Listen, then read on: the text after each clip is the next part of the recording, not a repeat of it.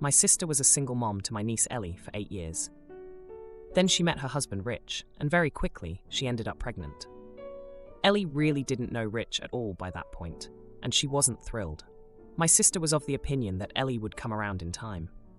After baby Liam was born, my sister set up these cute photo shoots for Ellie and Liam, and she involved Ellie in the pregnancy, which was something Ellie resisted doing. But my sister basically gave her no choice. When Liam was 1, my sister found out that Ellie and her BFF Hazel were talking about the new half-siblings in their lives. Hazel's half-sister was born a couple of months before Liam was, and neither their half-siblings were real siblings. My sister heard Hazel and Ellie say they didn't love or care about their half-siblings, their stepdads, and how they didn't have a real family anymore. Hazel claimed her mom replaced her dad and that she would never want the replacement family. Ellie told Hazel she missed it being just her and her mom, and she never wanted a dad like her mom seemed to think. She also said Liam was just a baby. She didn't get all affectionate and protective like most of the family said she would. She said if Rich took Liam and left for good, she would be kinda glad. My sister contacted Hazel's mom and stepdad, and she told them Hazel was no longer welcome in our house. When Ellie didn't change toward Liam afterward, she told her she could no longer see Hazel anymore, and their friendship was over. My sister told me about it at the time, and I asked her how she was planning to do that, and wouldn't therapy be better? She said they just feed off each other too much. She went to their school to try and get them separated, but the school refused. She wanted me to pay for Ellie to go to a private school to get her away from Hazel. But I said no. Now Ellie is 15, and surprising few, except for my sister and Rich, a small bit, Ellie and Hazel are still friends at school and have never lost contact. Apparently, neither girl feels very different either. Ellie now has a new half-sister, Olivia, and Hazel has 2 half-brothers. My sister lost her shoot when she found out, and when she confronted Ellie, she was told by Ellie that Hazel is the most important person to her anymore, and she would never give her up for them. My sister grounded Ellie and has tried to make her want to stay away from Hazel, but it doesn't work. My sister has brought this up a few times since finding out, and the other day she accused me of not ever appearing, surprised that Ellie disobeyed her. I admitted that I wasn't, and I always knew trying to take Ellie's best friend from her would be something Ellie wouldn't go along with. My sister accused me of not being honest with her by not saying this sooner, and of wanting her marriage and family to fail. She also accused me of being arrogant and thinking I know Ellie better than she does. She also claimed I knew and had seen the girls together, which is untrue. Am I the idiot? Now, for a few comments before the update. Comment 1. Not the idiot. You can't command someone, especially a child or teenager, to feel differently. It almost always works to reinforce the existing feeling. What you need is to let them talk it out and explain it, and come to the conclusion on their own that their feelings make them jerks and want to change. Yeah, a real psychologist will say this better than me. Of course this would happen, but also, of course she would have hated you for ever speaking up against her stupid decisions. Comment 2. Ah yes, blame everybody for your child resisting something you forced her to accept and not listening to her thoughts and feelings in the matter. Not the idiot. Your sister needs to get her head out of her bottom. This is not about her. This is about her daughter being driven away by her sister's behavior. If she keeps this up, she will damage her relationship with Ellie permanently. Now for the update. Hey everyone, thanks for all the support on my last post. It's been a week, and boy, do I have an update for you. So, after my sister accused me of wanting her family to fail, things got even more heated. She's been trying to control Ellie's life more than ever, and it's just pushing Ellie further away.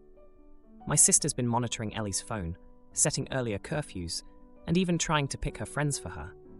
But Ellie's a smart cookie, and she's been finding ways to outsmart my sister at every turn. Remember how my sister tried to get Ellie away from Hazel by sending her to a private school? Well, Ellie's been using her lunch breaks at school to meet up with Hazel. They've been sneaking out to the nearby park, sharing their woes and supporting each other like true best friends do. It's like they're living a double life, and my sister has no clue. Now, here's where things get really juicy. Ellie's been talking to Hazel about how she feels more like a babysitter to Liam and Olivia than a sister. She's been helping out a lot at home since my sister and Rich are both working long hours.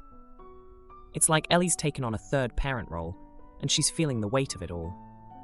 But the real shocker came when my sister found a note in Ellie's room.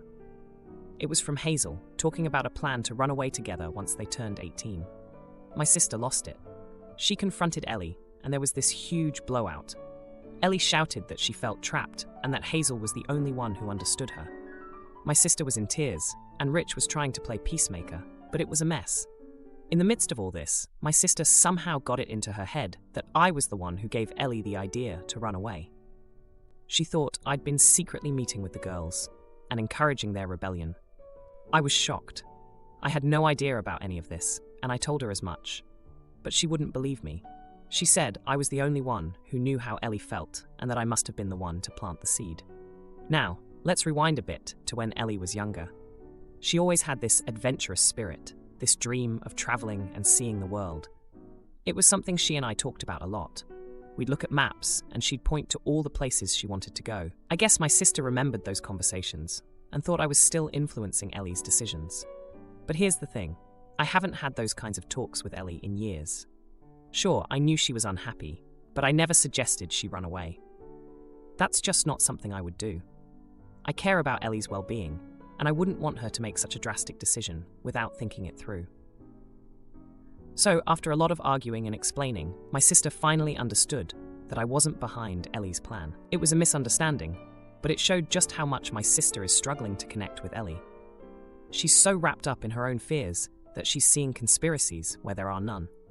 Ellie's still grounded, and my sister is trying to rebuild their relationship. But it's going to take time. Ellie's trust has been broken, and she's not going to open up overnight. It's a tough situation, and I'm just trying to be there for both of them as much as I can. As for Hazel, she's still in the picture, and I don't see that changing anytime soon. Those two are thick as thieves, and I think my sister is slowly realizing that she can't force Ellie to feel a certain way about her family. She's going to have to find a new approach if she wants to keep Ellie close. My husband can't work due to illness, so I let our divorced friend stay rent-free.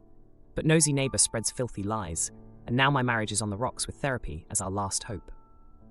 So for context, I'm a 41-year-old female. I'm married to a wonderful husband for 20 years, and we're still madly in love. Due to mental illness, my husband can't work, so I'm the breadwinner in our family. This works well. I have a high-paying job, don't have overtime, and mostly work from home. My husband is our homemaker, and seriously, he's great at it. Last year, I was able to buy us a new house with a big garden. We do have a high fence around our property, so looking into our house isn't easy. You'd have to stand on your toes to peek over the fence. One of our neighbors, let's call her B, is incredibly nosy. When we moved in, she was the first to show up, not to help, but to gossip about other neighbors and warn us to not trust them too much, and things like that. 2 months ago, my husband's best friend lost his job together with his wife, who thought a jobless man who can't provide doesn't deserve her. The poor guy struggled extremely with bills, divorce, and an upcoming depression. So my husband and I decided to get him out of this situation. We do have a spare bedroom that we wanted to turn into a gym room, but the room is still empty. So we offered this room to our friend, didn't ask for rent or any contribution, just to help him be able to breathe again and focus on the future without having to worry about rent, bills, etc. The divorce is nasty enough, the poor guy doesn't need more stress. It works out really well. He's a very nice guy, doesn't demand things from us, he's just happy to have a safe space to heal and get back on his feet. We do things together, but he also stays happily in his room when my husband and I want to be alone. Now, when I was grocery shopping a few days ago, I met some neighbors who gave me weird looks, which confused me. Since I'm not the type to just brush things off, I stopped and asked what the problem is. Turns out, B had been snooping around our house and spread nasty rumors in the neighborhood. That I live together with 2 men, that the men in my house change. She even called it openly a whorehouse, since she rarely sees me go to work, and my husband never goes to work. She spread in the neighborhood that I must earn my money on my back, otherwise I couldn't afford such a nice house. I was livid and told my neighbors on the spot what's really the case, and then I left too worked up to focus on groceries. Now in the parking lot, I saw B.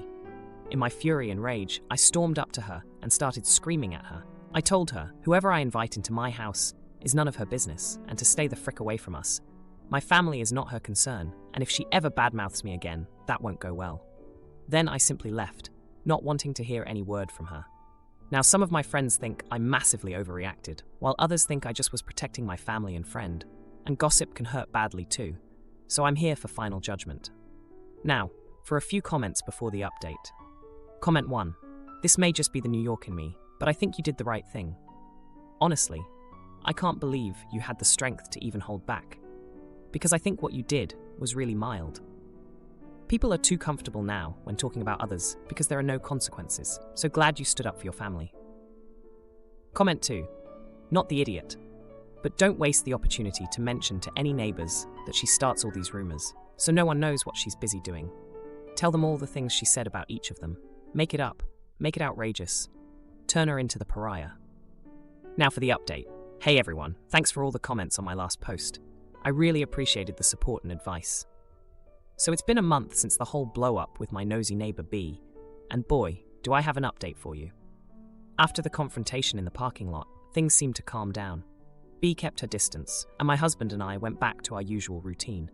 Our friend, who I'll call Jay, was still staying with us, and he was slowly getting his life back together. He found a part-time job and was contributing to the household in small ways, which we appreciated. But then, about 2 weeks ago, things took a turn. My husband, who's always been the sweetest and most supportive partner, started acting distant. At first, I thought it was just stress or maybe a new phase of his mental illness. But then I noticed something that made my heart drop. He and Jay were spending a lot of time together, more than usual. They'd stay up late talking after I went to bed, and I'd often find them laughing together in the kitchen in the mornings. I didn't want to jump to conclusions, but the change in my husband's behavior was undeniable. I decided to talk to him about it, and that's when the bombshell dropped. He confessed that he had developed feelings for Jay. He swore nothing physical had happened, but the emotional betrayal stung just as much. I was heartbroken. The man I'd been madly in love with for 20 years, the man I supported through thick and thin, was telling me he had feelings for someone else. The next few days were a blur. I felt like I was living in a nightmare. Jay, realizing the chaos he had unintentionally caused, decided to move out. He apologized profusely, saying he never meant for any of this to happen. He packed his things and left, leaving me and my husband to sort through the wreckage of our relationship. My husband was remorseful. He said he never intended to hurt me and that he was confused about his feelings. He begged for my forgiveness and promised to work on our marriage. We started couples therapy, and it's been hard. Digging up all the emotions, trying to rebuild trust, it's a lot. But the drama didn't end there.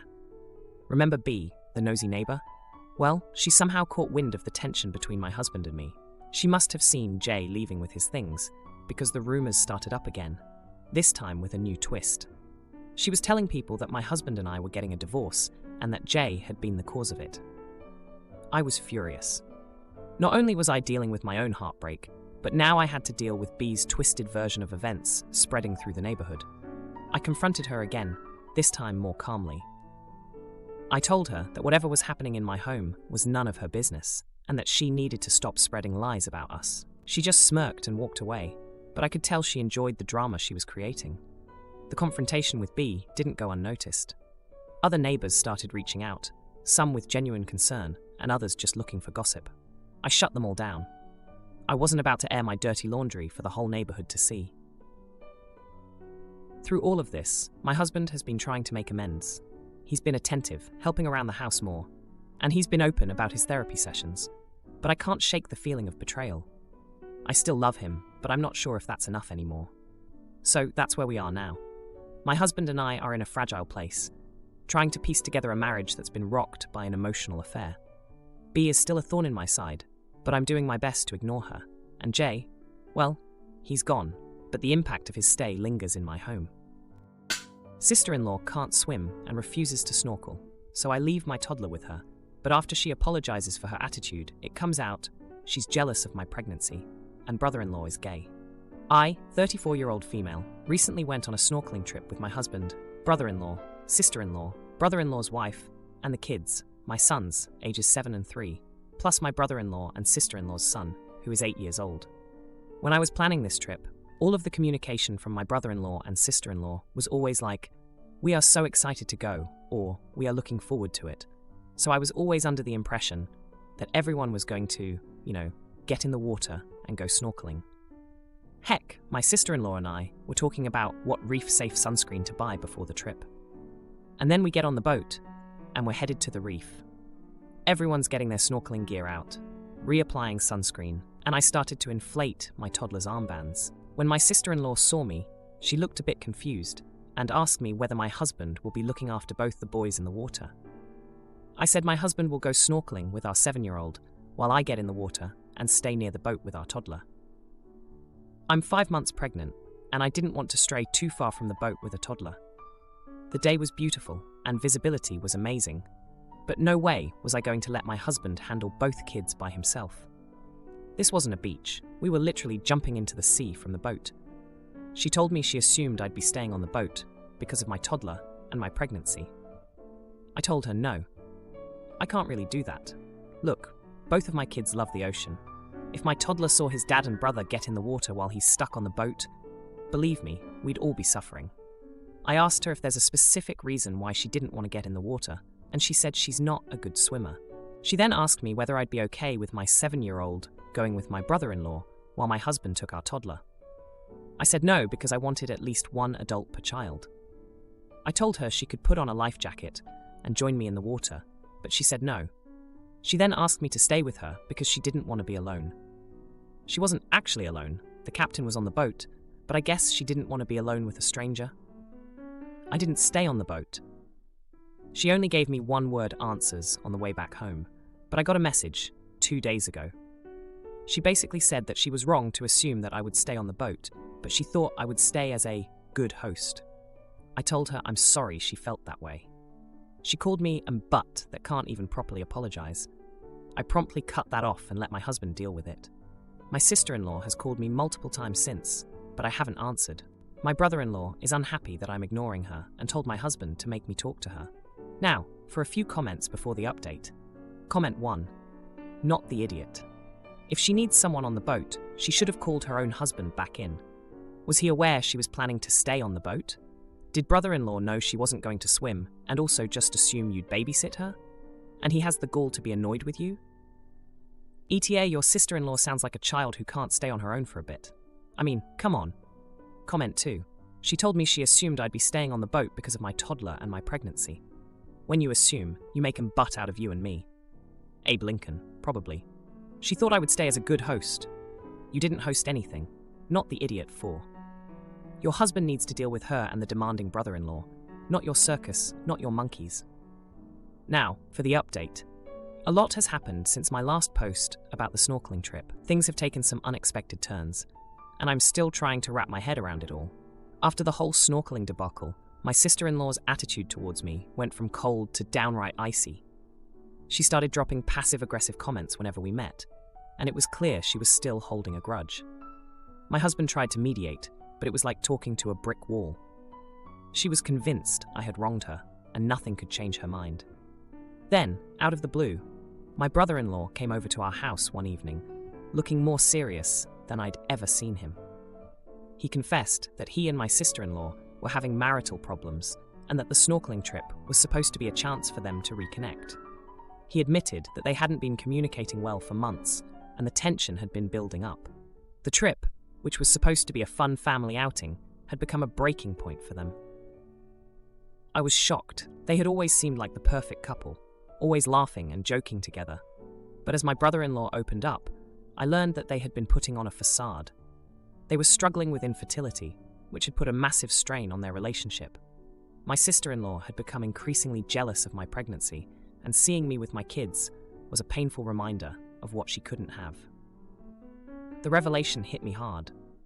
I had been so caught up in my own life that I hadn't noticed the signs of their distress. Guilt washed over me for not being more understanding.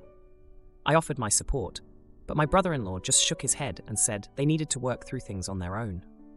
A few days later, my sister-in-law called me, and this time, I answered.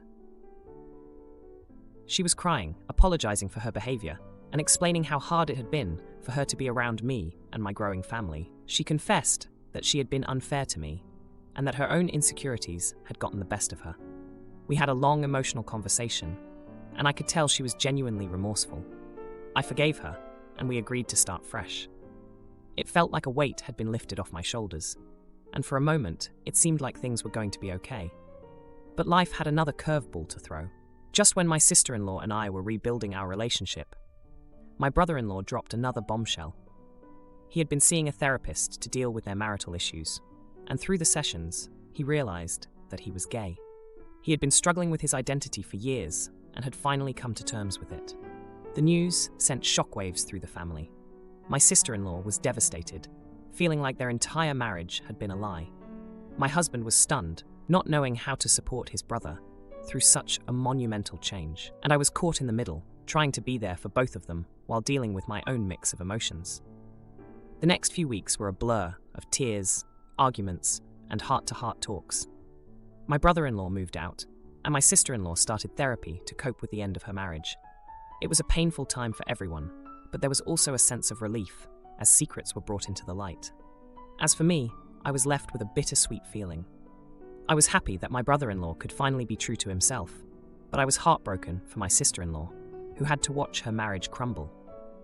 And through it all, I couldn't help but feel a sense of loss for the close-knit family we once were. Now, we're all trying to find our way forward. My sister-in-law and I have grown closer, supporting each other through this tumultuous time. My brother-in-law is exploring his new life with a mix of fear and excitement, and my husband and I are doing our best to keep our family together, even as the dynamics shift around us. If you like this video, you'll probably like these too. Also, while you're here, please consider subscribing. It's your support that keeps this channel alive and allows me to make better and longer videos.